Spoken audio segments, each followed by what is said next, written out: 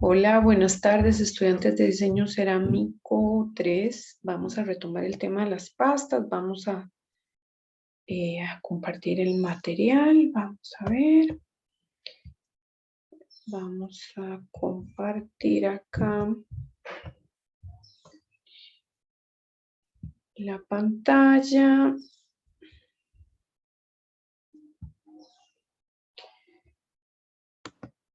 Tenemos el tema de las pastas. Entonces vamos a ir retomando acá elementos de los que hemos hablado, otros nuevos. Está antes de ya la pasta, que es un invento humano porque va a conllevar la mezcla intencionada de arcilla con otros materiales. Entonces tenemos materiales que la forman, que son los plásticos, que es la arcilla, el material fundamental, los endurecedores o vitrificantes, el sílice, el cuarzo, la arena silicia, los fundentes, que son feldespatos, feldespatoides y fritas, los antiplásticos y desengrasantes, que pueden ser la chamota y la arena.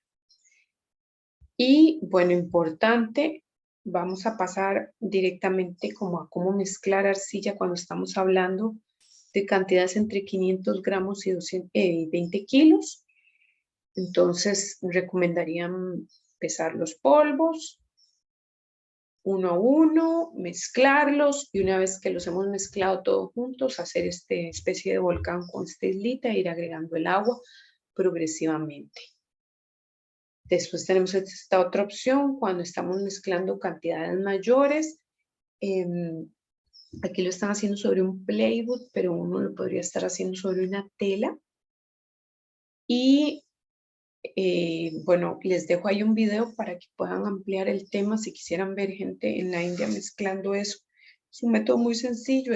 Normalmente parte, digamos, del beneficio de poder mezclar como de una manera más fácil cantidades importantes de arcilla, ¿verdad? Que podría ser como estar mezclando, no sé, 50 o 100 kilos o hasta más, y que se mezclan húmedo, que tiene la ventaja que no hay que estar manipulando estos polvos en seco, que suelen tener como todos estos temas para la salud.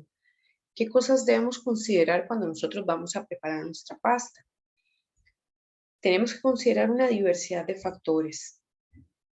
Desde ya, yo diría fundamental que tengamos claro qué tipo de horno tenemos, a qué temperatura vamos a trabajar, la facilidad de los materiales a los que tenemos acceso, los costos que tienen esos materiales, el color que estamos buscando, la plasticidad y unos factores que omití, las técnicas de construcción con las que vamos a trabajar.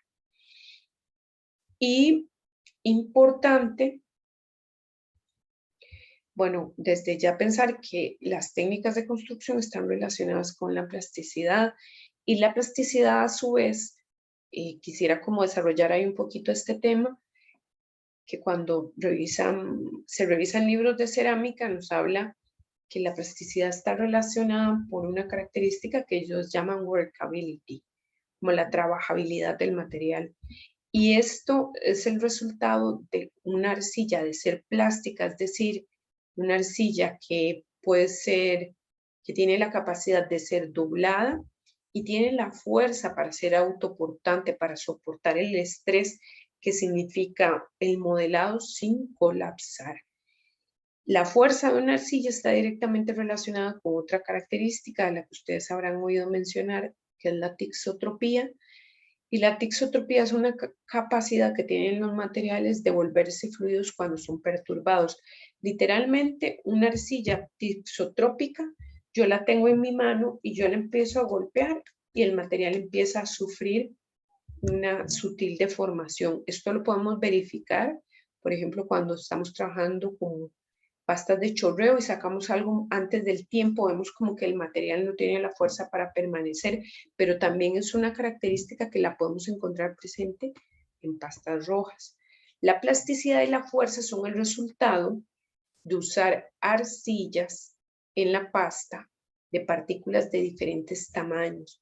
Y por eso es importante tener esa consideración cuando vamos a preparar una pasta. Importante también, hablábamos de las técnicas de construcción, que consideremos que no es el mismo tipo de grano de chamuta que utilizamos para una pasta de modelado de gran escala que una pasta que se trabaja para torno y para piezas delicadas. Ambas requieren la presencia de un antiplástico chamuta, pero el antiplástico, estaba verificando si estaba grabando, pero el antiplástico está en diferente tamaño de grano. Vamos a ver, importante cuando hablamos del secado, el secado es un momento importante en la realización de piezas cerámicas y que podemos encontrarnos que las pastas plásticas se secan de manera muy rápida, eso puede generar contracciones, grietas, y si es muy disparejo, el secado puede inclusive conllevar deformaciones. Los antiplásticos tienen la función de ayudar a mitigar, digamos, como esas tensiones que se pueden presentar en el secado. Importante recordar, hay la chamota, que no alcanza con que sea una arcilla granulada. En este caso, la chamota lo que se refiere es a una arcilla granulada y calcinada. Y esto va a ayudar a mitigar ese estrés que tiene la pieza y a disminuir la contracción total que va a sufrir la pieza. Otros antiplásticos que podemos encontrar en estado en crudo son el feldespato y el sílice, que en el horneo no actúan como antiplásticos. Recordemos que el feldespato es un fundente y el sílice es un vitrificante. Entonces, fundamental recordar la importancia de usar pastas con diversos tamaños de partículas. Acá vamos a tenernos tantito más para hablar del tema del horneo. Y en este caso, vamos a tratar como las diferentes etapas que se dan en el horneo. Entonces ahí tenemos un horno de carga frontal, es decir, yo lo lleno de frente al horno. Tenemos hornos que se llenan de otra manera, pero ese es de carga frontal. Entonces, ¿qué cosas tenemos que tener en cuenta en relación a la cocción? Vamos a tener distintos momentos en la cocción. Entonces tenemos un primer momento que nosotros tenemos el horno lleno y estamos secando las piezas. Vamos a secar las piezas a la menor temperatura en el low de nuestros hornos o no más de 100 grados centígrados en la temperatura, y que esto lo vamos a hacer de manera lenta. Le vamos a dar tiempo a la arcilla de que libere lo que se llama agua física. Si nosotros lo hacemos de manera rápida, violenta, y no tenemos experiencia en esos manejos, lo que vamos a provocar es muy fácilmente el estallido de las piezas. Y si las piezas tienen paredes gruesas, es mucho más frecuente que ocurra. ¿Cómo verificamos que ya el agua física ha sido liberada? En la mirilla del horno colocamos un espejo. Cuando el espejo deja de empañarse, ya salió todo el agua física. Después tenemos un siguiente momento de cambio a los 350 grados centígrados. Ahí vamos a estar liberando el agua química, que es parte de la estructura molecular de la arcilla. Recordarán que la fórmula de la arcilla es 2 aluminosilicatos hidratados. Ese hidratados da cuenta del agua que forma parte de la arcilla. Entonces, esas aguas que están molecularmente articuladas con esos otros elementos van a transformarse en ese momento. Después tenemos un siguiente cambio a los 500 grados centígrados, que vamos a tener que totalmente la arcilla ya se deshidrató y en este momento la arcilla sufre un cambio totalmente irreversible, que es que pierde su plasticidad. Todavía no sufre una fusión, una contracción mayor, pero pierde su plasticidad. Si yo cojo la arcilla en ese momento y la saco del horno y la echo en agua, voy a ver que se desmorona y que se hace como arena. A esa temperatura también vamos a tener La oxidación, que es la descomposición de todos los elementos de la arcilla que no están en forma de óxido. Y ese proceso continúa y se completa a los 900 grados centígrados. Otro proceso que vamos a tener más adelante es la famosa inversión del cuarzo. Vamos a recordar en esa fórmula de la arcilla de 2 aluminosilicatos hidratados que tenemos presencia de aluminio, de sílice y de agua. Entonces, el sílice es el material, es el elemento formador del cuarzo. Todas las arcillas contienen ese cuarzo, como lo vemos ahí en la fórmula, ya sea que es parte inherente de ellas o que se le agrega. Cuando vamos incrementando la temperatura, los cristales de cuarzo sufren procesos, empiezan a reordenarse por sí mismos de manera ligeramente diferente. Y esto puede conllevar a cambios en el volumen. A los 573 grados centígrados, los cristales van a cambiar de una forma que llaman cuarzo alfa a una forma que se llama cuarzo beta. Y con ello tienen un ligero cambio de volumen que es reversible y que al enfriar este proceso se revierte y vuelve a tomar su forma y tamaño cristalino y originales. Entonces ya tenemos como claro el famoso al 530 grados, la inversión del cuarzo. Después tenemos más adelante en ese proceso de ascenso de temperatura vamos a tener la vitrificación. Y cuando hablamos de vitrificación, lo que estamos hablando es de endurecimiento, compactación y formación de vidrio parcial en la arcilla.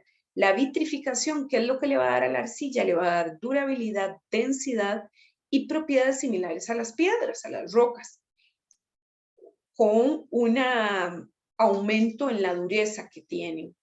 Esto es resultado justamente de la presencia de óxidos minerales como el óxido de hierro, que al fundirse progresivamente van a actuar como un pegamento en las distintas partículas que conforman, de los materiales que conforman una pasta. Vamos a ver que vamos a seguir aquí con la siguiente diapositiva. Vamos a ver que tenemos pastas que pueden ser entendidas de distintas maneras. Por un lado, por las temperaturas, y después vamos a ver que por el tipo de características de las pastas encontramos otras clasificaciones. Otra clasificación. Entonces, Conrad, que es el autor que vamos a usar para ver cómo se clasifican las pastas según temperatura, nos plantea que tenemos pastas de muy baja temperatura, que generalmente son muy porosas y están muchas veces hechas con arcillas con hierro, pero cualquier pasta puede ser una pasta de baja temperatura entre cono 0,22 y cono 0,4 si no es cocinada a la temperatura a la que esa pasta puede madurar. Entonces ya sabemos que cualquier pasta a menos temperatura de su maduración es una pasta de baja temperatura. Son pastas que suelen ser utilizadas para objetos escultóricos y objetos de cocina.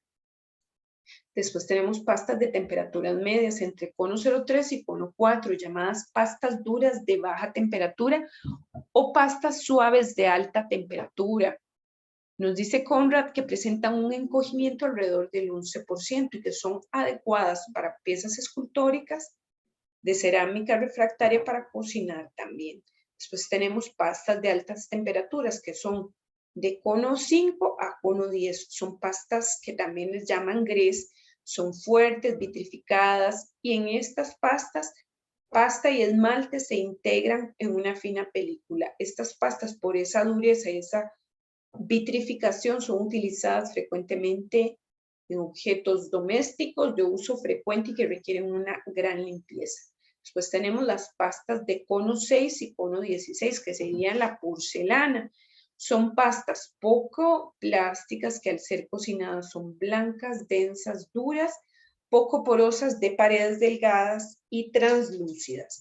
Un dato, así como una nota al pie, esto es una tabla que nos permite establecer una equivalencia en el color de la atmósfera del horno y en la columna blanca tenemos los conos pirométricos, los conos visuales, y después en la columna más de la derecha tenemos la temperatura en grados centígrados. Esto puede ser útil porque a veces, por la razón que sea, uno puede ser que no tenga